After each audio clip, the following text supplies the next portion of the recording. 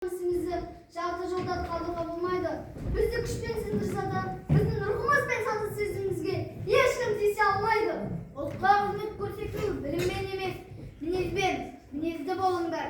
Жер отан үшін әрбір қазақтың қанымен тері төгілген, оның асты мен үстіндегі кез келген егіліп, қазақ жерінде қалу керек.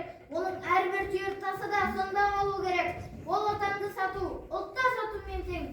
Сондықтан басымызға қандай күн туса да қазақ жеріне қызмет етуге